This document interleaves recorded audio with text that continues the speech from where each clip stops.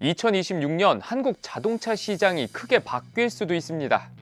인기 모델의 완전 변경 신차부터 계속될 하이브리드 열풍과 늘어나는 전기차 선택지, 또 새 브랜드 상륙까지 내년 한국 도로가 어떻게 바뀔지 지금부터 미리 살펴보시죠. 먼저 현대차의 소형 전기차 아이오닉 3입니다. 올해 9월 독일에서 열린 IAA 모빌리티에서 이 차의 콘셉트 모델인 콘셉트 3가 공개됐는데요. 마지막에서야 숫자 9를 붙였던 아이오닉 9과 마찬가지로 아이오닉 2가 될지 3가 될지 정해진 바는 없다고 하지만 소형, 유럽 스타일, 전기차라는 건 분명합니다. 이 차는 내년부터 튀르키예 공장에서 생산해 하반기 출시될 것으로 알려졌습니다. 저도 이 차의 콘셉트카를 독일 현장에서 구경하고 왔는데요. 미래지향적인 노란빛의 랩핑이 돼 있었지만 디자인 방향성은 확실했습니다. 먼저 한국에서 쉽게 찾아볼 수 없는 해치백 모델입니다. 국내 브랜드가 실내 공간을 확실히 잘 뽑아내는 데다 적재 공간까지 넉넉해 유럽향 모델 티가 나더라고요. 늘 서울에서 타기엔 작은 차가 맞다는 입장이다 보니 아이오닉 3가 한국에서도 인기를 끌었으면 합니다. 현대차의 볼륨 모델인 준중형 SUV 투싼의 완전 신차 공개도 예정돼 있습니다. 벌써부터 스파이샷과 예상도가 돌고 있죠. 앞서 출시된 팰리세이드와 산타페 같은 현대차의 SUV 라인업을 보면 디자인이 어느 정도 예상되기는 합니다. 더 각지고 조금 더 커진 차체를 선보이지 않을까 싶은데요. 모든 차가 점점 커져서 차급의 새로운 구분이 필요한 게 아닐까 하는 생각이 많이 듭니다. 패밀리룩이라고 부르는 브랜드의 디자인 통일성을 강조하고 있는 요즘의 현대차 그룹이니 외관에서는 대단한 변주가 없을 듯하네요. 다만 일부 전문가들은 과감한 실내 변화를 예상합니다. 통합형 대형 디스플레이를 적용한다는 소문이 있는데요. 자동차를 탔을 때 신차 티가 가장 많이 나는 곳이 센터페시아이기도 하죠. 물리 버튼을 좋아하는 사람으로서 반가운 변화는 아니지만 현대차식 통합형 디스플레이가 궁금하기는 하네요. 차량 성능 면에서는 하이브리드 트림의 성능 개선이 기대됩니다. 현대차는 전동화 전환 속도를 높이는 동시에 기존 하이브리드 성능 개선과 라인업 확대에 공을 들이고 있는데요. 무게 부담이 덜한 준중형 SUV의 하이브리드 트림은 소유비 면에서 확실히 장점이 있어 인기가 이어질 것으로 보입니다. 제네시스의 플래그십 대형 전기 SUV GV90의 출시도 내년이 유력합니다.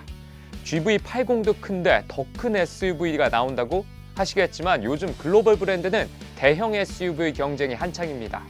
벤츠의 GLS나 BMW의 X7도 도로에서 흔히 볼 수 있고 캐딜락의 에스컬레이드도 눈에 자주 띄죠.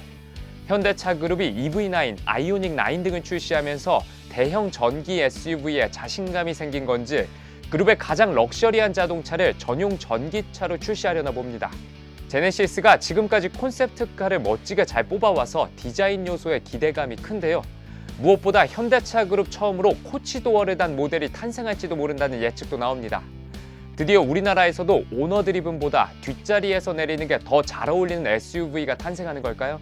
기아의 소형 전기 SUV EV2입니다.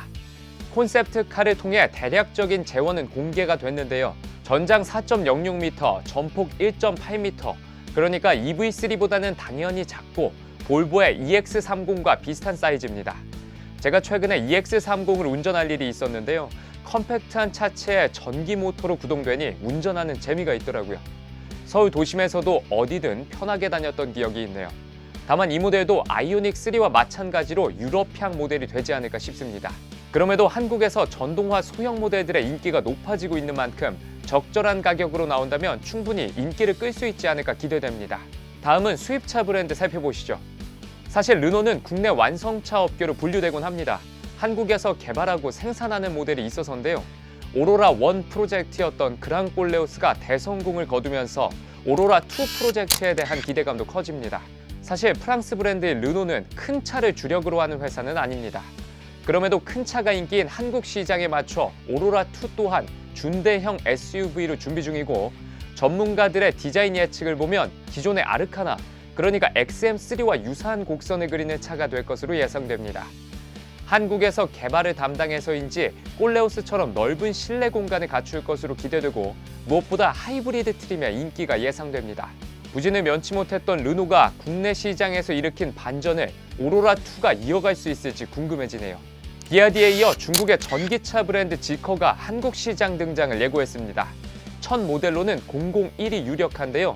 001은 외건 형태를 차용한 고성능 전동화 모델입니다. 퍼포먼스 모델의 경우 최고 출력만 544마력, 제로백은 3.3초에 불과합니다. 리튬이온 배터리가 들어가고 용량은 100kW 시 주행거리는 620km로 충분합니다. 다만 비아디가 워낙 가성비 전략을 들고 와 비교적 높은 가격대가 형성된 것처럼 보이기는 합니다. 중국 기준 5,100만 원에서 6,300만 원의 가격대로 선보이는데 통상 수입 모델이 한국 시장에서 조금 더 높은 가격으로 판매되는 게 일반적이기 때문에 5천만 원 중반대가 되지 않을까 예상합니다. 비아디처럼 공격적인 가격 전략을 취해 생각보다 저렴한 가격으로 출시될 가능성도 여전하죠. 자꾸 비아디 얘기를 하게 되는데 첫 모델을 내보낸 뒤 빠르게 신차를 출시하면서 나름의 볼륨도 확보하는 모습이거든요. 지커도 비슷하게 한국 시장을 공략하려고 하지 않을까 싶습니다. 볼보는 전기 플래그십 세단 ES90을 내년 상반기 한국 시장에 출시할 예정입니다. 한국에서는 볼보의 세단보다 SUV를 많이 접할 수 있어서 낯설지만 S90의 전기 전용 버전이라고 생각하면 됩니다. 이 차도 스웨덴에서 미리 만나봤는데요. 한국 완성차 브랜드에서는 아직 마땅한 대형 전기 세단 모델이 없어 색다른 느낌이었습니다. 플래그십에 걸맞는 덩치와 배터리의 무게감까지 더해지면 승차감은 자연히 훌륭할 것이고 볼보가 배터리 패키징 기술에 공을 들이고 있는 만큼 대형 세단을 훌륭한 소유비로 운영할 수 있는 기회가 되지 않을까 싶습니다. 다만 신차 가격 자체는 1억을 웃돌 것으로 예상됩니다. 네, 지금까지 내년에 출시될 국내 수입 브랜드의 신차를 살펴봤는데요. 정리하고 보니 확실히 신차로 출시되는 모델은 전동화가 지배적이고 볼륨 모델은 여전히 하이브리드 트림에 대한 기대가 높은 것 같네요. 마지막으로 저는 현대차 그룹의 고급화 전략의 정점이 될 플래그십 SUV GB90의 출시가 가장 기대되는데요. 여러분은 어떤 차가 가장 기대되시는지 취향을 댓글로 남겨주세요. 지금까지 차마카세였습니다.